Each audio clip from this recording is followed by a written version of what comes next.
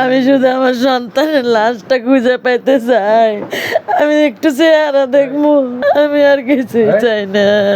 আমি একমাত্র আমার সন্তানের মুখ দেখতে চাই, আমি আর কিচ্ছু দেখতে চাই না। আমি ভিডিও কল দিছিলাম, আমার মেয়ে ফোন করে কইছে যে আম্মু একজন ঘুমায় রয়েছে, একজন বাজারে গেছে। আমি কইছি তুই কথা কয়ে দে, কয় আম্মু 10 মিনিট পরে তোমাকে ফোন দিতেছে। ও 10 মিনিট পরে ফোন দিয়ে কয় আম্মু ভাইয়ারে হাসপাতালে নিচে, তুমি রওনা দাও। কই কিসের হাসপাতাল তাও কয় না, খালি কয় হাসপাতালে নিচে মা, তুমি তাড়াতাড়ি আসো, আর কিছু কয় না।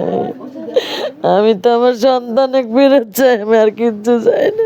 আমি 2টা সন্তানে কারে আমি শেষ, আমি আর কিছু করতে চাই না। আমার সন্তান চাই, আমার যে সন্তানে আমি ছোটর থেকে মানুষ করছি।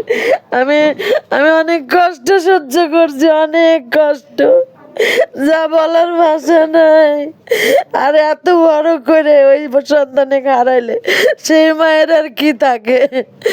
আমি তো শেষ হয়ে গেছি, আমার আর কিচ্ছু নাই।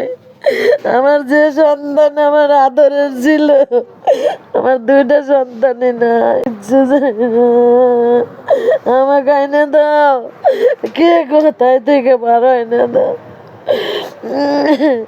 আমি একটু নজরে দেখতে চাই, একটু আদর করতে চাই। কেমন নদী, কোনো বেরিবাদ কে দিবার পারে না, কে সেফটি নাই, বাচ্চা কাছে কেমনে নামে? এগুলা কেমন সরকার, যে সরকারের জন্য আমরা সব কিছু করতে রাজি আছি, সেই সরকার কে সেফটি নিতে পারে না, যে প্রত্যেকটা মায়ের বুক খালি হয়ে যায়। 2 দিন পর পর এই নদীতে একজন করে মারা যাইতেছে। আমরা এগুলার বিচার চাই। আমি সবার কাছে, দেশবাসীর কাছে একটাই চাই, ওই জায়গায় একটা সেফটি হোক, যাতে কোনো ভাইয়ের বুক খালি না হয়, আমার মতন যেন 2টা সন্তান না হারায়। আমি আর কিচ্ছু করতে চাই না।